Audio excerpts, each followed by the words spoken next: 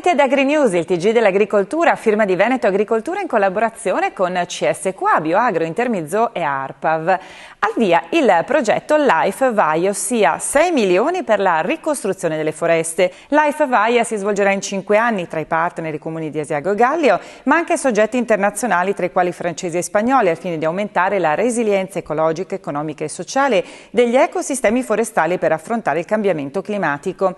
All'interno del territorio comunale verranno messe a disposizione 2 microaree definite siti pilota destinate in via sperimentale alla piantumazione di specie selvatiche sulla base di linee guida predisposte da Veneto Agricoltura, anch'esso partner di progetto.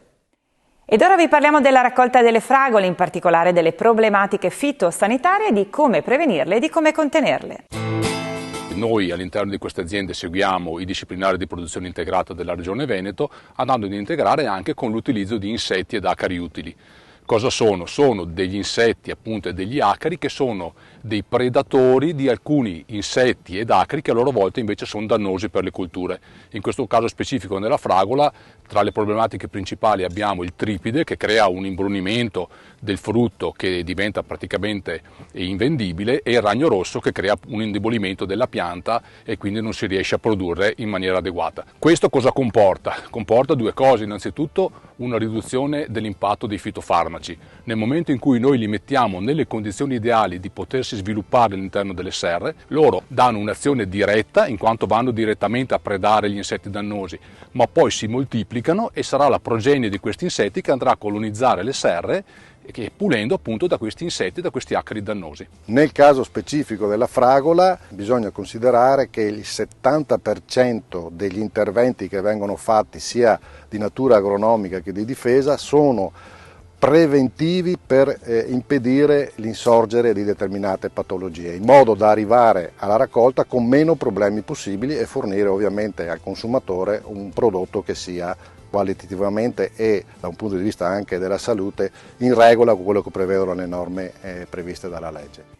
L'attenzione dei consumatori verso la sostenibilità dei prodotti agricoli e del territorio di provenienza ha portato a livello comunitario allo sviluppo di diversi tipi di sistemi di qualità volti a riconoscere e identificare prodotti di qualità attraverso marchi comunitari e nazionali. A livello nazionale è stato riconosciuto il sistema di qualità nazionale di produzione integrata SQNPI, contrassegnato da uno specifico marchio ministeriale. CSQA, quale organismo autorizzato dal MIPAF, effettua i controlli di conformità al disciplinare di produzione. SQNP è stato concepito dal Ministero delle Politiche Agricole, Alimentari e Forestali per diventare uno strumento competitivo finalizzato alla valorizzazione e differenziazione dei prodotti sul mercato e in particolare rispetto alle richieste della grande distribuzione organizzata italiana ed europea. Inoltre permette di accedere alle misure di finanziamento pubblico previste dai PSR regionali. Ed ora una parentesi dedicata al meteo, prima del nostro spazio tradizionale con Agrometeo. Secondo l'ARPAV, l'Agenzia Regionale di Prevenzione e Protezione Ambientale del Veneto, l'inverno 2021-2022 è stato un inverno particolarmente secco. Secondo i dati sulle precipitazioni nevose dal 1 ottobre al 30 di aprile è nevicato pochissimo sulle Dolomiti e nei fondovalle, meno della metà rispetto alla media del periodo dal 2009 ad oggi. Ed ora, come anticipato, le nostre previsioni del tempo legate all'agricoltura a cura di ARPAV.